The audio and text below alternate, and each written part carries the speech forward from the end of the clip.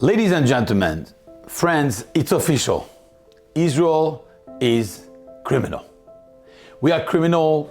Some call the state of Israel terrorist, apartheid, ethnic cleansing, you name it. Whatever you could put, we are criminals. We like to kill people. That's all. That's what they decide. Now, I'm intrigued. I would like to see what the Torah says regarding violence and weapons and all these things. I'm really intrigued. And actually in this week's parasha, there's a Gemara that talks about the pasuk of this week's parasha that elucidates the whole thing. Let me share with you. Of course, this week's parasha Tetzaveh, we're talking about the Kohen, the function of the Kohen. And there's one pasuk that basically tells us that the Kohen Gadol gives priority to his son to become the next Kohen Gadol.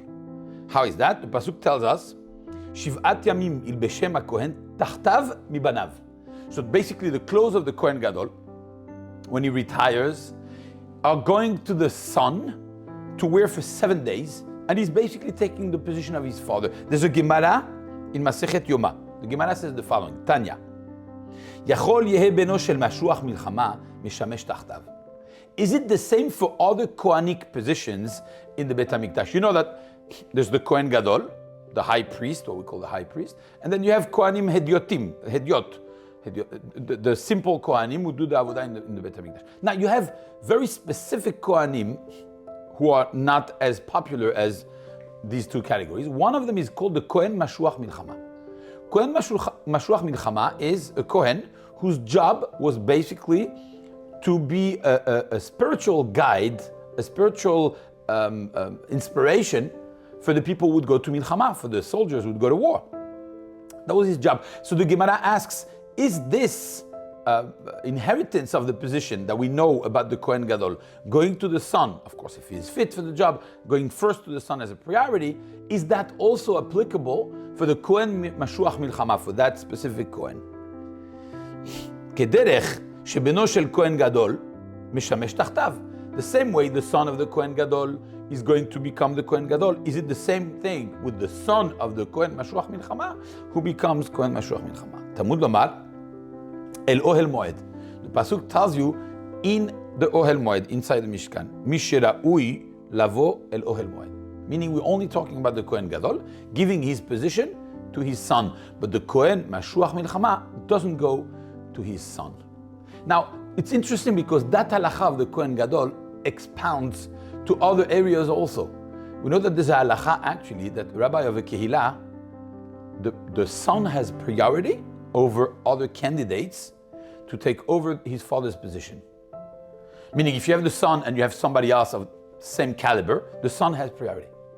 A Rosh Yeshiva, many times you see in the yeshivot that the son of the Rosh Yeshiva takes the position of his father. This comes from halacha, it's not just a concept.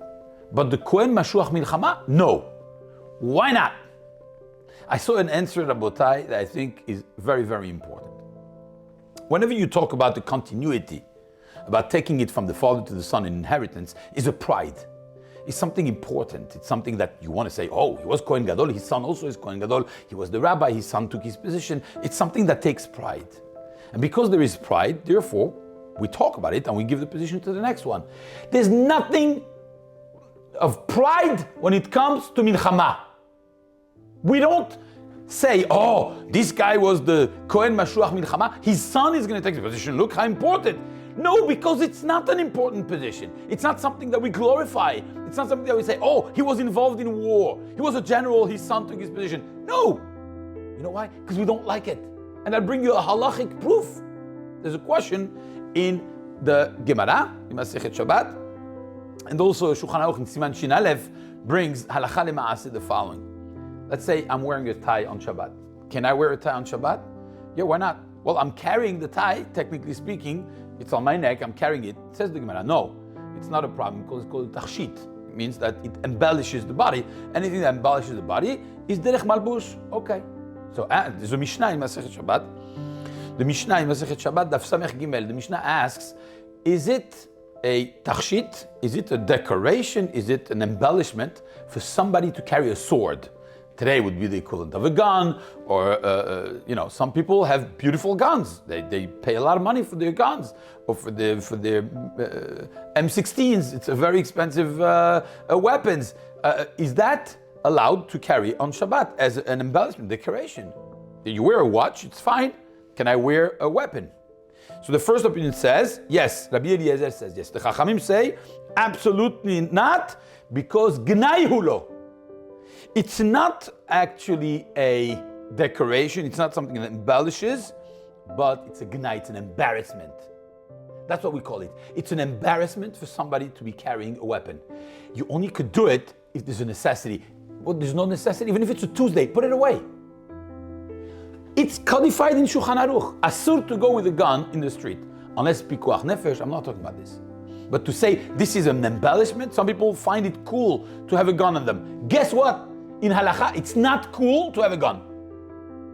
It's only a necessity. Something really you need to do, take it. But it's not a decoration. You cannot use it on Shabbat. You cannot carry it on Shabbat because it's not an embellishment. It's not like a sweater. It's not like a jacket. It's something that is a gnai. And this is halakha lema'aseh. You see how the Torah talks about this? You have the Hamas guys, they're going around with their guns, etc. We don't like that. Halakha prohibits somebody to do this. Because we're not violent, because we're not criminal, because we're not terrorists, and we're not interested in killing innocent civilians anywhere in the world. That's who we are. And therefore, that position that has anything to do with war does not go to the next generation. You know why? Because it's not something we're interested in. It's not something we glorify. It's not something we connect with. It's only a necessity. This is the answer to the International Crime Court of Justice when they think that we're a criminal. We're not. We don't take pride in this. We don't consider this to be nice. We only do it because it is a necessity. Hopefully very soon this necessity will be over. Shabbat Shalom.